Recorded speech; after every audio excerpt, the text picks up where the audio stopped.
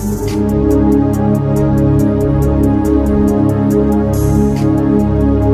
ప్రభువును మన రక్షకుడు అయిన యేసుక్రీస్తు నామమున అందరికీ వందనాలండి. దేవునికి స్తోత్రాలు.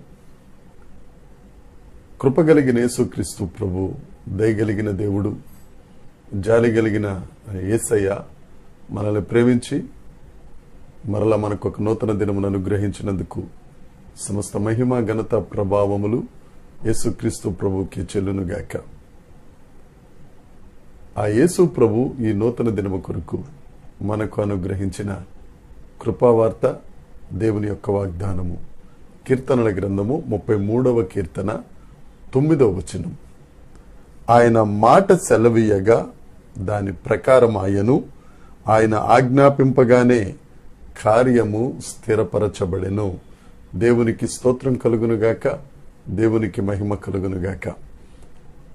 దేవుని యందు ప్రియమైన సహోదరి సహోదరులారా, మన దేవుడు మాట ఇయ్యగా ఆ ప్రకారం ఆయన మాట ఇస్తే చాలండి, శూన్యము నుంచి సమస్తము సృజించబడుతుంది. ఆ మహత్తైన మాట ఆదికాండం 1వ అధ్యాయంలోనే ఆయన మాట సెలవీయగా వెలుగు కలిగెను. ఆయన మాట సెలవీయగా సూర్య చంద్ర నక్షత్రములు కలిగెను. ఆయన మాట సెలవీయగా నీట జీవరాశులు పుట్టెను. ఆయన మాట సెలవిస్తే చాలు 5 దినాలు జరగవలసిన కార్యములన్నీ జరిగిపోయాయి. మన దేవుడు ఉన్న వాటిని లేనట్టుగా తన మాట చేత చేయగలిగిన దేవుడు, లేని వాటిని ఉన్నట్టుగా చేయగలిగిన దేవుడు.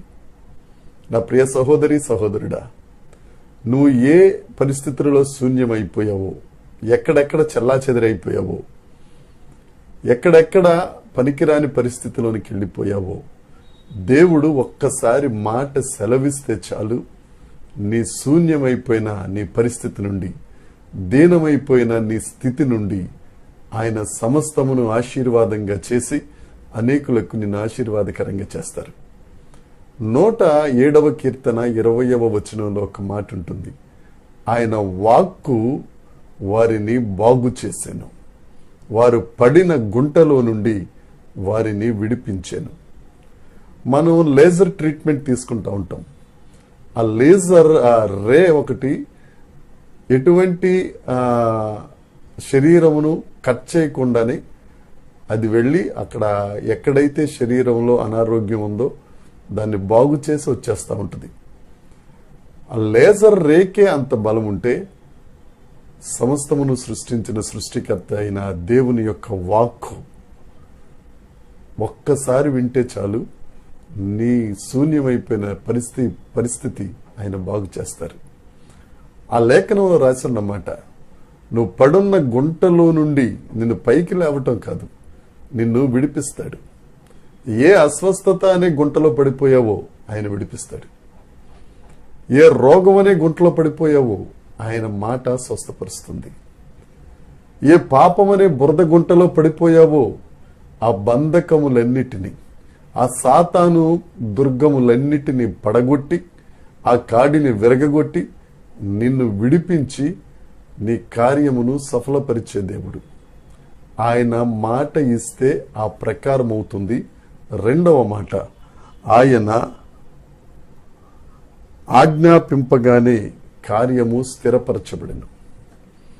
నీ జీవితంలో ఏ కార్యం స్థిరపరచబడాలో దేవుడి దినాన నీతో వాగ్దానం చేస్తున్నాడు.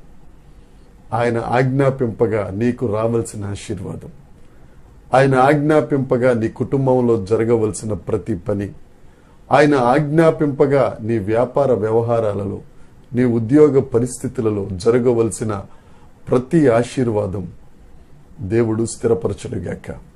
ఈ దినాన్న దేవుడు నీకు వాగ్దానం ఇస్తున్నాడు. ఆయన మాట సెలవిస్తే చాలు, ఆయన ప్రకారం. ఒక మాట సెలవిచ్చినప్పుడు మొదట ఆలోచిస్తాం.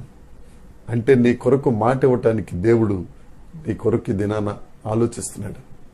ఆలోచించి ఆజ్ఞాపింపగా ఆ కార్యము, ఆ ఆశీర్వాదము నీ జీవితంలో నీకేది అవసరమో అది స్థిరపరచబడును గాక. ఈ వాగ్దానాన్ని స్వతంత్రించుకో.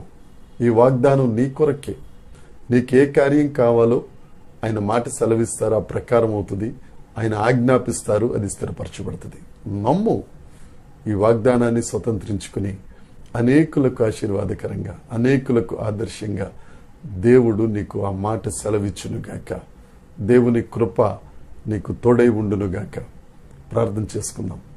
పరలోకమందున్న మా తండ్రి, పరిశుద్ధుడా, నీకు స్తోత్రం నాయనా.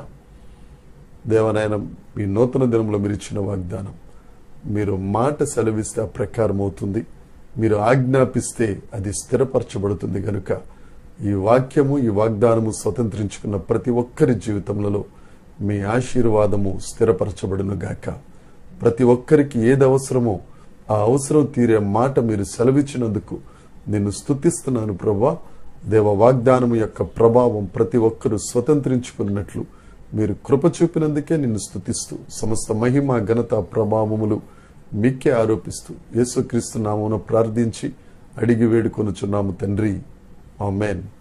దేవునికి స్తోత్రం కలుగునుగాక.